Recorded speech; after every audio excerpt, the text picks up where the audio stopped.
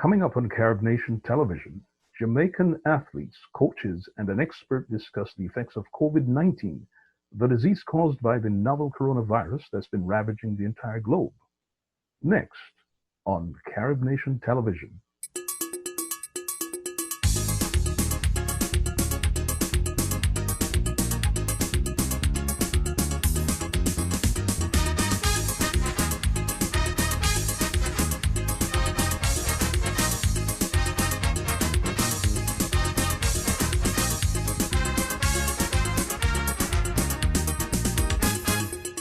Welcome to another edition of CaribNation Television. I'm Ian Edwards in Washington, D.C.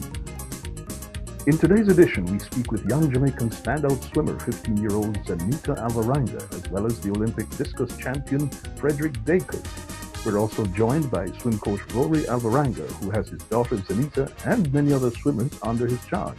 Track and field coach David Riley also weighs in, as does Dr. RACHAEL IRVING, a University of the West Indies professor of biochemistry and sports sciences. She's also an expert on anti-doping affairs. Welcome, ladies and gentlemen. Thanks for having me. Thank you for having me. Thank you. Okay, first off, let us ask Ms. ALVARANGA, ZANETA, how have things been with you since everything has been put on hold? Like I said before, we know that, you know, right now you would have been in the heights of preparations for the Olympics. How have you been? How are you? Well, now that I've been in it so long, finding a way to mentally just cope with everything. But at first, it was very hard for me because I really was gunning to get the B cut for the Olympics because I'm only 15, so it would be a great exposure and a good experience to have. So I was really looking forward to that. And at first it was very depressing and I was down, but I focused on being more motivated and focused and to just mentally and physically prepare myself for when this is over. Of course, obviously there's some disappointment. On a scale of 1 to 10, where is your disappointment level? Now it's like 4, but at first I think I was like at a 9. Okay, I will come back to you in a bit. Mr. DACRES, Mr. Discus man, what's going on with you with COVID-19? Not being able to be on the field competing. Obviously, you're on the field training. Yeah. To be honest, even that's that's a problem because based on the whole lockdown of the country, we can't really be outside and all that. But it has been hard. But to be honest, I expected this. I generally did expect this, and I expected no less than the Olympics to actually be cancelled because this is not really, this is not a normal thing. So we can't really operate like, we know how to navigate this situation. So I expected the cancellation, but, I was still prepping. So to be honest, as I said, it hits hard. It hit hard, but, not as hard as, Coach Rory, you not only are coaching ZANETA, but whom else are you responsible for? Well, I'm head coach of Kaizen Swim Club here in Jamaica. We have 42 swimmers, and I was a part of the CARIBNATION 2020 coaching staff also that was preparing the children for the CARIBNATION game, which was postponed, and the Central American and Caribbean Championship, which was also, well, that one was canceled, CARIBNATION being postponed. So the charges are anywhere about, let's say 46 for my immediate charge with the club. And I know that in terms of our swimmers, they've actually been raising the bar on the international swim circuit. Well, yes, we have had some good showings, and for my charges, part of my thanks go to Dr. IRVING. She has come on board and assisting us with, testing parameters, understanding the biochemistry of athletes, when they are fit, when they are not. And what I've done is chosen a different path from the traditional training, which is reaping results for the swimmers. By the way, I just interject to remind people that we're talking with the athletes and coaches and the experts from Jamaica. I'm Ian Edwards. I'm in Washington here. So we'll ask David Riley as the coach. First of all, you're in Kingston. How many athletes and what range of sports do your athletes cover? Well, I'm predominantly in track and field as a coach. I do run Technique Lab, which is a sports performance and fitness center, where we interact with athletes from about 10 different sporting disciplines, multiple countries. But a lot of those activities have had to be scaled down, if not cancelled, because of the government regulation regarding stay at home and the social distancing, and just being wise about making sure you play your part in not allowing the virus to spread. So we've taken some measures, and that has actually had a negative impact on training and the quality of training and the type of activities that athletes have to engage in as part of their training. It's not complete, but it's not sedentary. So the athlete wouldn't be in their best shape, but at least they wouldn't be in a total unfit shape. So that's pretty much what has happened from my standpoint. And of course, you're getting maximum cooperation from your athletes.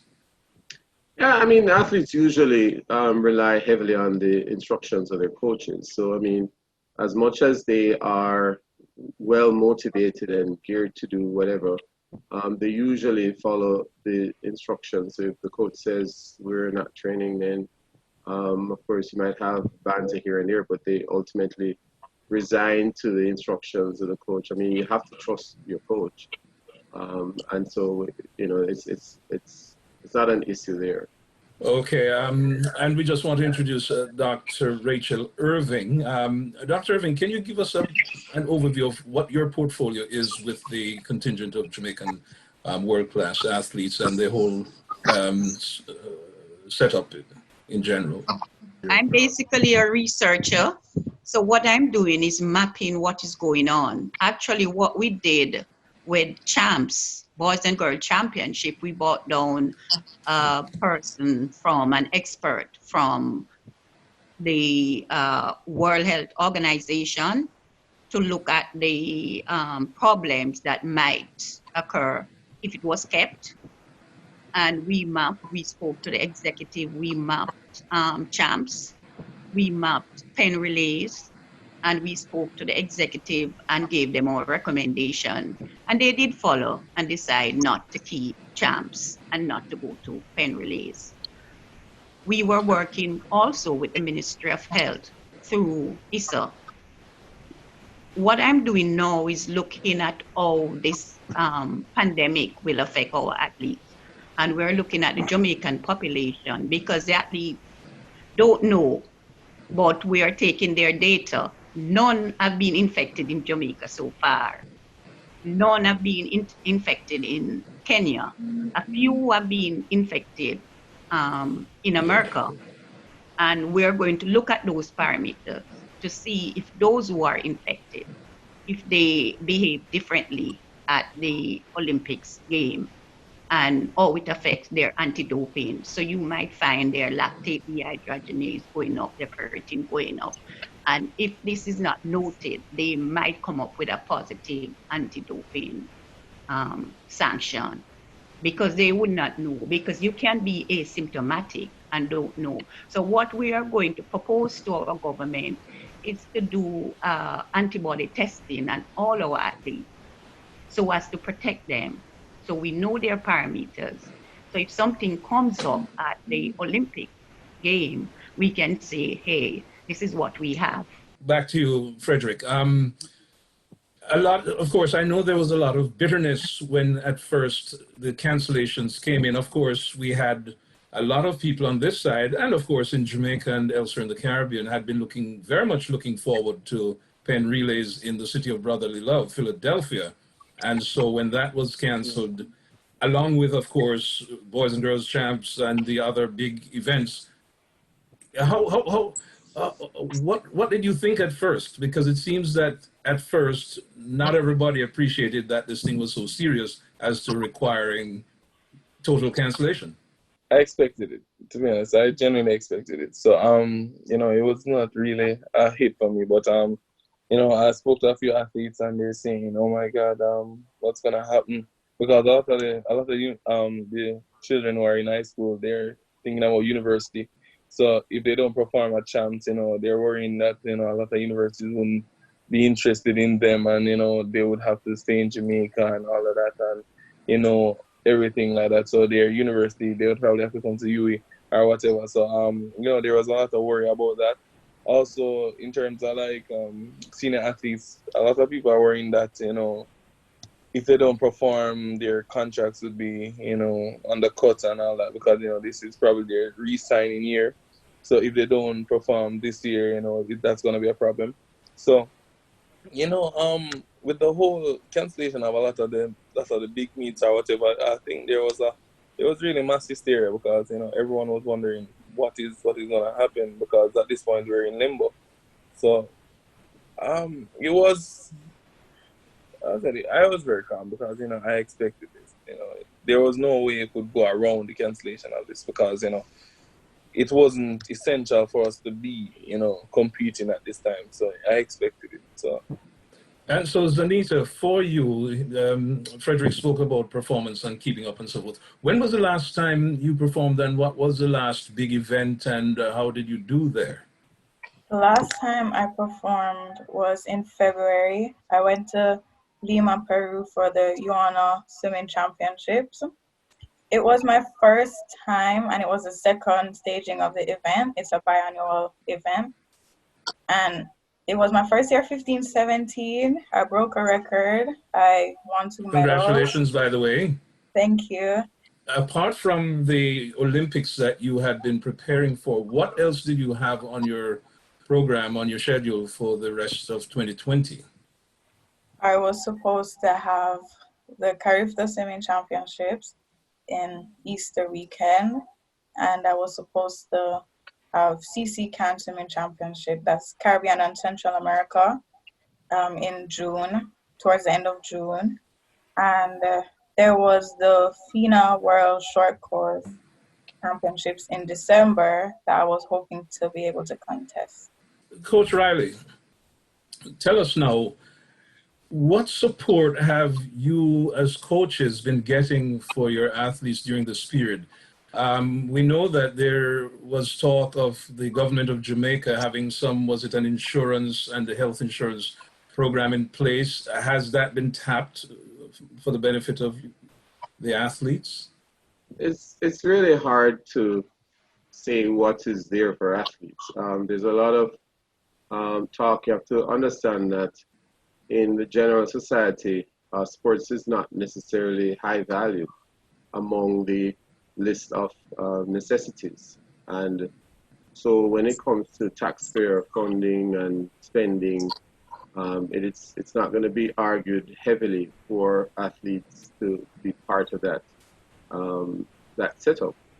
But there were attempts to provide some assistance to athletes. Some athletes who would qualify, mainly the athletes at the senior level and the elite level, who would qualify.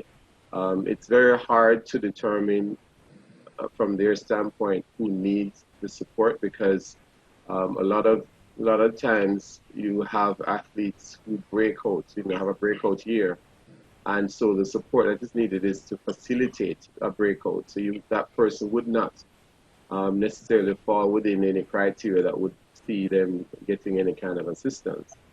So those are the people who you wouldn't get to assist because they just wouldn't make the criteria. And of course, that is where the challenge is. Clearly 2020 won't be a breakout year for anybody.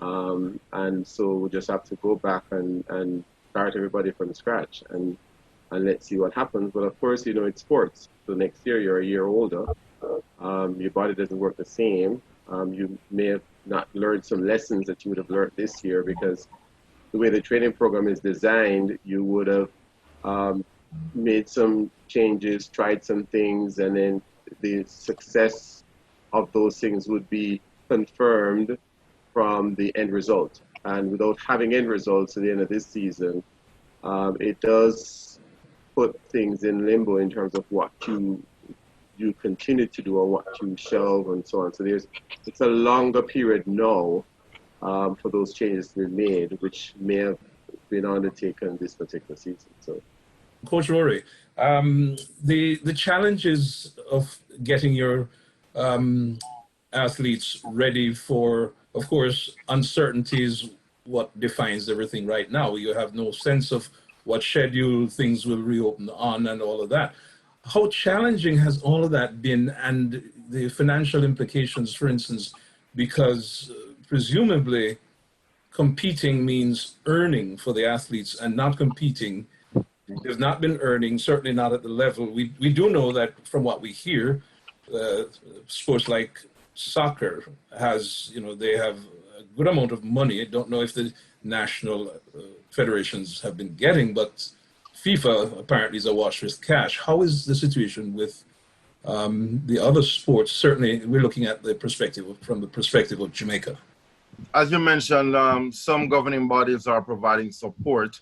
I'm not sure if our FINA body will give support, but financially it's all havoc.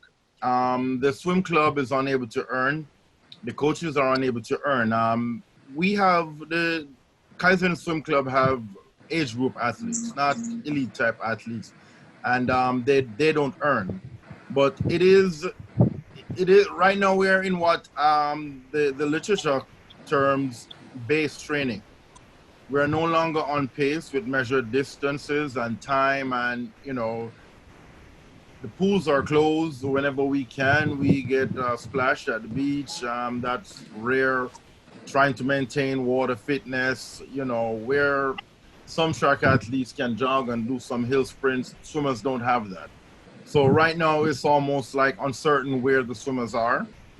On startup, I'm sure if we give some baseline figures in 2 to 3 weeks, it will seem like, whoa. So maybe those baseline figures would need to be taken at some 3 weeks before we go into seeing where we are. But in swimming, you don't know where the swimmers are, the fact that they're not in the water. It was okay thinking that COVID was going to pass within 3 weeks to a month, but the extended period, the swimmers aren't nowhere. Literature suggests that they have detrained, especially in the 400 free, the marquee test event, 3.8% or more. So there's a lot of unknown there, and getting out there, sponsorship is no more because there's nothing on the horizon for sports. Coach Riley? Yeah, I mean, it's similar. It's going to be difficult for athletes. Athletes are performers. The track is a stage, and so if you don't perform, you don't earn. And your performance is going to be affected by how well you prepared. And the preparation has been affected. That's where the challenge is. Athletes work based on targets, and they set goals, and dates are very important. They're not arbitrary. And so when there is no set date for a particular competition, it's very hard to design training programs. It's very hard to work towards. And so you find a situation where, because everything is up in the air, then even the training program itself is up in the air. You're just feeling around, and it might present an opportunity for the coach who is a student to see how, what you could learn in this time in a situation like this. Because, I mean, we do have to deal with disasters, maybe not as prolonged as we now have to deal with. But how do you structure a training program with limited resources, limited access to facilities and equipment, to keep the athletes in some kind of shape. That's something that would be learned in this time. But I think the absence of set dates for competition presents a Herculean task for athletes and coaches as they continue to maintain some level of fitness. Obviously, COVID-19 has exposed some vulnerabilities and so forth. We're coming down for a landing shortly, so we want to look now at some of the things that we've learned, and has COVID-19 given us some ideas as to how we can better prepare for the future. Any thoughts you have as an athlete, ZANETA? I think COVID-19 will teach athletes never ever just come to training and joke around, because you don't know if something this serious will happen to us again. So for persons who probably were not in intensity training, they especially would be behind in preparation when things start to build back up, because now they were already not as fit as they would need to be, and this long break has now made them almost normal, like they don't have any fitness in them. So I think this would just teach us to don't play in training, just always go there and train hard like it's gonna be another pandemic. And train like there's no tomorrow. In fact, I know, speaking of training, you're actually, behind you is your swimming pool, so you actually do get some workout. I wish we had a pool. I wish we had a pool behind us, but you know, it's swimming is one of the harder, and I may be biased in saying harder. It's just that swimmers are not creatures of the land, and it's an environment in which we have to adapt and maintain adaptation. It's a supportive sport. The very energy adaptation that takes place jogging on land, trying to keep a certain level of fitness, is not the same as being in the pool. This is related to what I know the area of specialty of Dr. Irving's, but I will ask FEDRICK as well. In terms of nutrition and all of these, you speak first, FEDRICK, and then Dr. Irving, in terms of how you've been keeping your conditioning and watching what you eat. FEDRICK never watches what he eats. All right. I think you're asking the wrong. I'm asking the wrong person. So I genuinely have a weight problem. So I don't really maintain weight well. So if I don't eat a certain amount of food, I do lose weight, and if I eat a certain type of food, I lose weight quicker. So for example, if I eat like vegetables a lot and all of that, and try to keep the healthy thing going, I'd probably basically slim down and can't lift anything. It sounds awful, but it is what it is. So basically, I have to eat bad to actually maintain a certain weight. So actually, for me to actually get to a point where I could actually say, okay, cool, I can comfortably compete with the guys I had to. All right, so at the time I was like about 239, and I realized that I was very good in the ring, and I was very efficient in terms of technical stuff. I was very good, I could throw. But the thing is that it was hard for me to put on distance. So in terms of that, I had to find a way to actually gain weight. But my coach literally just said, just find a way to gain weight. So I bought like 3 cases of Pepsi. No shame in that. No, I'm just saying, I bought like 3 cases of Pepsi. Like for that week, I only drank Pepsi, and I did not work out. I worked out, but I never did any excess work or anything like that. And I just sat down, I drank Pepsi, worked out, did my studies and all that, and sat down. Nothing more, nothing less. And within a week, I gained like about 20 pounds. Like 20 pounds are like, I think, water weight or something like that. So like I moved to like to the two like mid two. I was at about like 260 something. So right now in terms of diet, that was like me trying to rush through it, but it did work. It did work, and I did well that season. But I never liked the way I felt and the way I looked. So right now, in terms of diet, I'm eating more balanced. So in terms of like eating, I do eat a lot of vegetables. I just can't OD it. So I can't eat vegetables like 3-4 times a week. So I have to eat vegetables like twice a week, and KFC and Burger King and everything that's unhealthy. In other words, lessons learned. Yes, And I'm trying to be more efficient now. And you're putting them in practice. Yeah, for me right now, I'm trying to be more efficient, like in terms of like keeping the same strength level, but getting the mass down so I can move properly in the ring. Yeah, so that is not really a thing that I think you're asking the wrong person. Dr. Irving. I'm disappointed. I mean, I think you're going to win the Olympic gold medal. You do better in terms of your diet. You could have gotten fruits and sugar, the same amount of sugar from fruit juice, natural fruit juice. That you took from the Pepsi.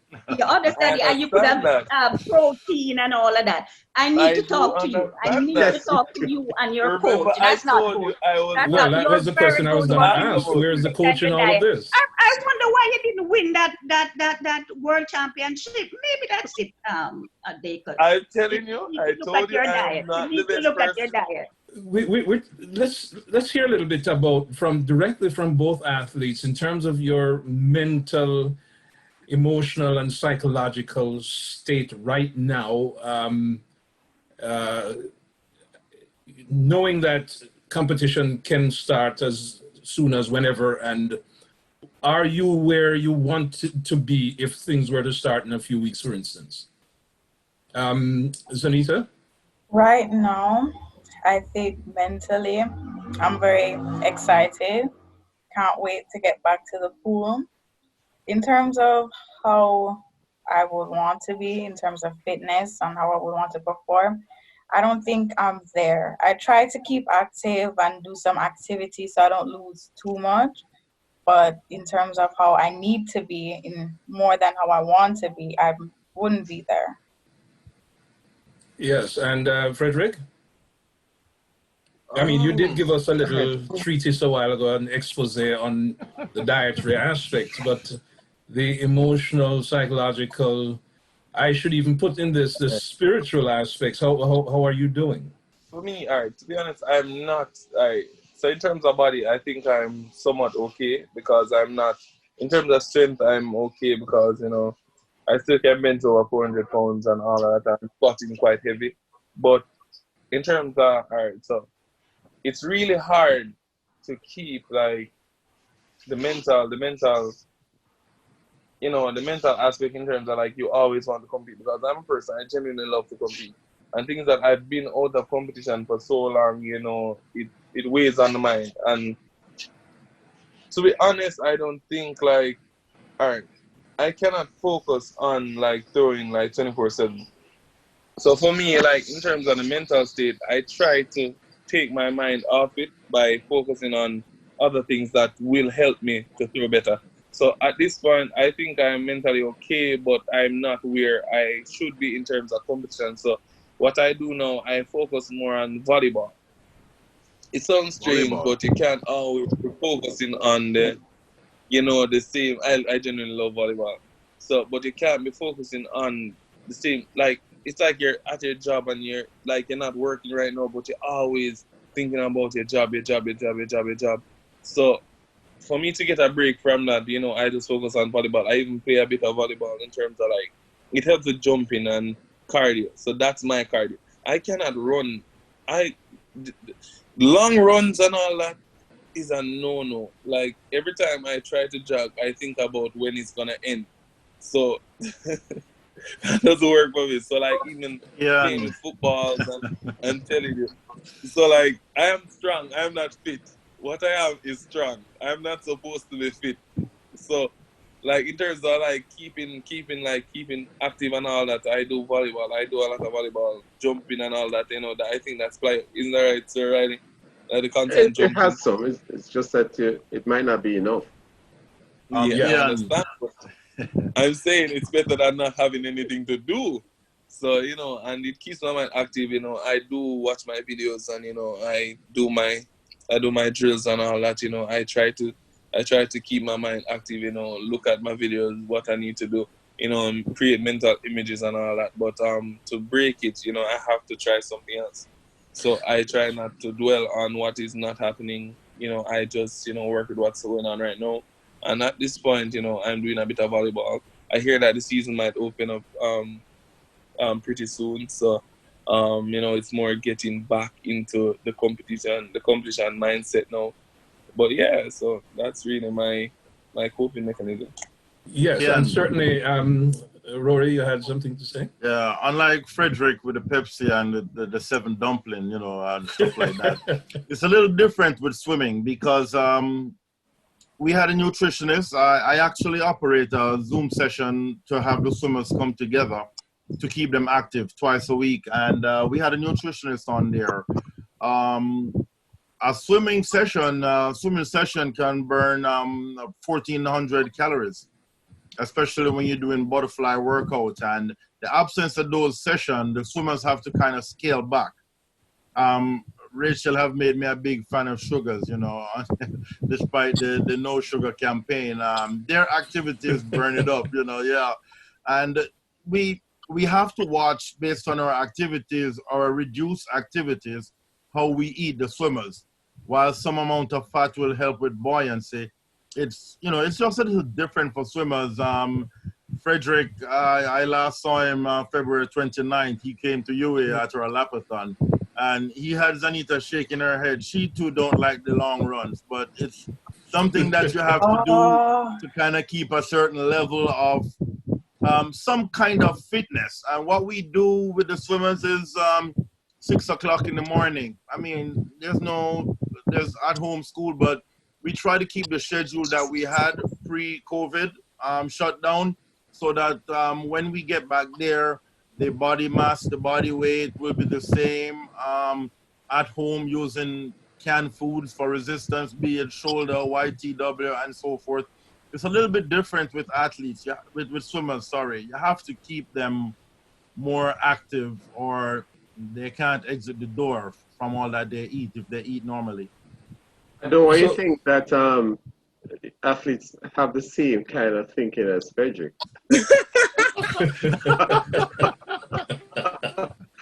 Yes. Universal. Sorry. Yes, Frederick. No, but the running thing, I for one agree 100%. I'll do it for the benefit to keep fit and active, but if I was supposed to sprint, sure. But for 20, 30 minutes? Swimmers are seriously detrained at this time, Ian. Swimming is a breath-holding sport. Sorry, you hold your breath and you go and you control your technique. Running, we are panting, and it's a different kind of fitness, but it's something to keep them active so that when we resume, it won't be as difficult. As I said, we run to the coastline every now and then and do a little something to try and maintain some water fitness, but nothing replaced the facility. As Coach Riley says, not having the facility, it's a big disadvantage. I'm going to ask each one to give some final thoughts before we go. We're going to start with you, ZANETA. As my final thoughts, and just being here and talking and hearing about the Discus athletes and dietary issues and how most persons here are feeling towards it. Really, I just think we have to find a way to see the bright side out of it, because this is for our safety. And we just need to understand that after this, we'll hopefully be better and focus on being more motivated and focused and not take things for granted anymore. Our ace swimmers, ZANETA ALVARANGA and Mr. DACRES, Mr. Discus man. Well, for me, I think this is a learning lesson. And, you know, I've been telling people that, you know, you can't have all the eggs in one basket. Like for athletes, you know, we can't do that. So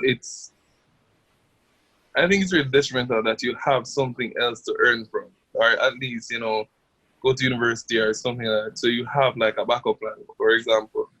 So even in this case, the whole shutdown of athletics, you're supposed to be earning. Either way, you can't be completely dependent on, you know, just your sport. But I think it's a learning lesson. I think as athletes and as individuals generally, I think we should have multiple streams of income. And yeah, that's just my thing. And Coach David Riley? I think one of the important lessons out of all of this is that people who are passionate about sports, who love sports, who are participating in sports must keep the conversation about sports in the middle of whatever crisis there is.